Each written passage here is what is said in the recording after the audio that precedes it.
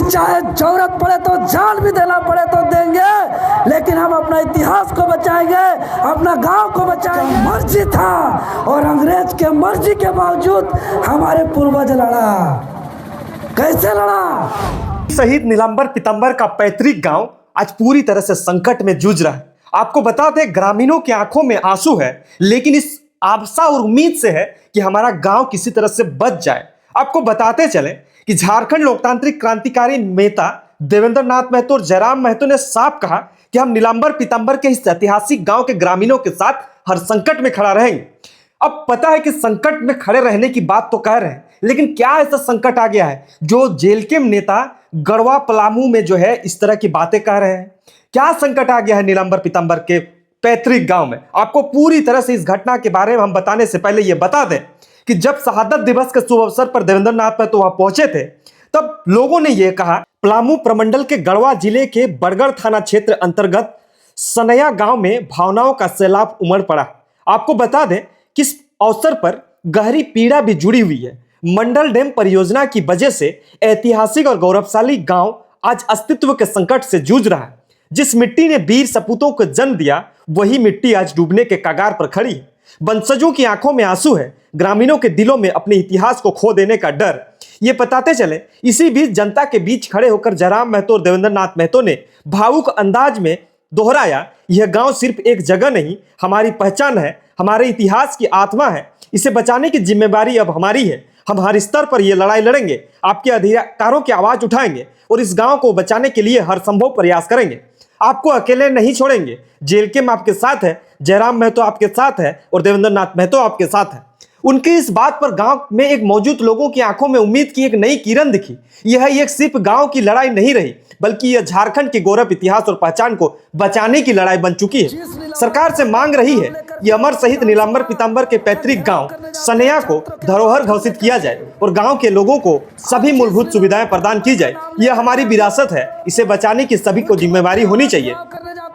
जिस नीलांबर पीतांबर का नाम लेकर के हम लोग विधानसभा का घेराव करने जाते हैं छात्रों के आवाज को लेकर के, आज जिस नीलांबर पीतांबर का नाम लेकर के हम लोग मुख्यमंत्री आवास घेराव करने जाते हैं, पूरे राज्य के पुलिस महकमा हम लोग को रोक नहीं पाती है। जिस नीलांबर पीतांबर का नाम लेकर के हम लोग झारखंड बंद करते हैं, जिस नीलांबर पीतांबर का नाम लेकर के हम लोग आदिवासी मूलवासी का अस्तित्व को, चाहे जल जंगल जमीन को बचाने को लेकर के लड़ाई लड़ते हैं, चाहे वो नगरी को रिम्स 2 को बचाने की बात हो, चाहे बीआईटी के जमीन को बचाने की बात हो, चाहे टाटा से भिड़ने की बात हो, चाहे यहाँ के एसपी डीएसपी से लड़ने की बात हो, आज उस नीलांबर पीतांबर की गांव जा रहे हैं। आज मेरे लिए गर्व की बात है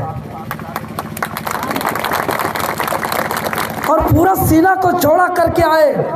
और जब गांव आ करके हम अब तमाम लोगों की बात को सुने, सुदर्शन दा के बातों को सुने, तपेश्वर दा के बातों को सुने, अशोक दा के बातों को सुने, हमारे साथियों के बातों को सुने, और तो आप लोग को देखें कि जिसके नाम से हम लड़ाई लड़ते हैं, आज उसका गांव रो रहा है। आज नीलांबर पीतांबर के गौरवशाली इतिहास को मिटाने का प्रयास किया जा रहा है। आज उसके जल जंगल जमीन को लूटने का प्रयास किया जा रहा है। आज एक डूब क्षेत्र घोषित करके विस्थापित बनाया जा रहा है।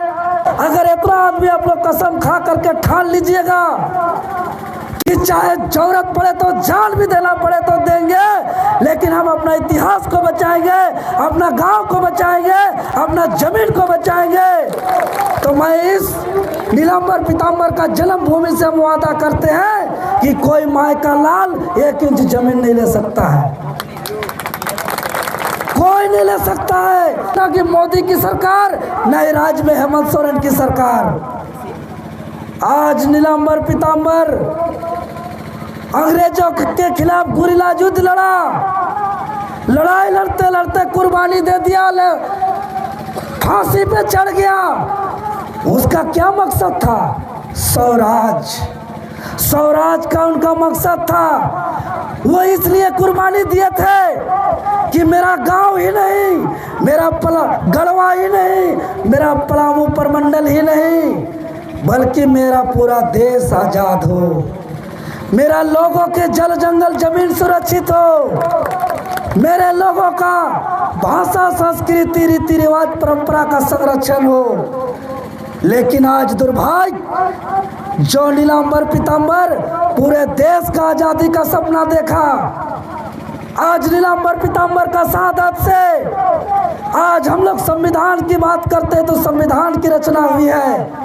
आज हम लोग पेशा कानून की बात करते हैं, आज हम लोग 5वीं अनुसूची की बात करते हैं, आज हम लोग भूमि अधिग्रहण अधिनियम की बात करते हैं।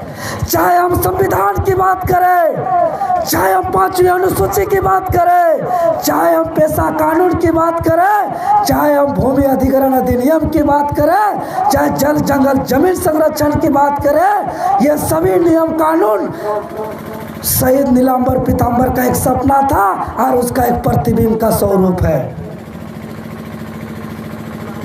आज पेशा कानून क्या कहता है, आज भूमि अधिग्रहण अधिनियम क्या कहता है, आज 5वीं अनुसूची क्या कहता है, आज भारत का संविधान क्या कहता है।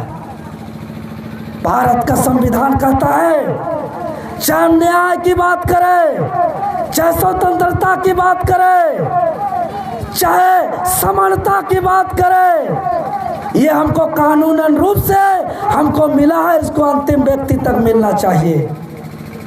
याद रखिएगा, जितने भी माताएं बहनें हैं, कफन बांध करके लड़ने के लिए तैयार रहिए।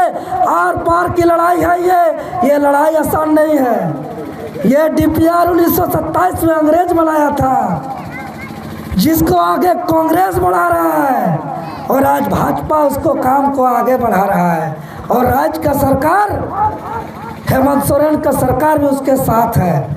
तो ये लड़ाई केंद्र सरकार के भी खिलाफ है, ये लड़ाई राज्य सरकार के भी खिलाफ है, ये लड़ाई पुलिस प्रशासन और तमाम अधिकारी पदाधिकारी के खिलाफ है। और इस लड़ाई को लड़ने के लिए हमारा साथ अगर कोई है तो भगवान बिरसा मुंडा है, नीलांबर पीतांबर है, फूलो जानो सिद्धू कान्हू है, चांद भैरव है। इसीलिए इस लड़ाई को हम लोग अभी लड़ रहे हैं जब हमारे पास पेशा कानून है। ये लड़ाई को हम तब लड़ रहे हैं जब हम 5वीं अनुसूची क्षेत्र में रह रहे हैं। ये लड़ाई को हम तब लड़ रहे हैं जब हमारे पास संविधान का कानून है।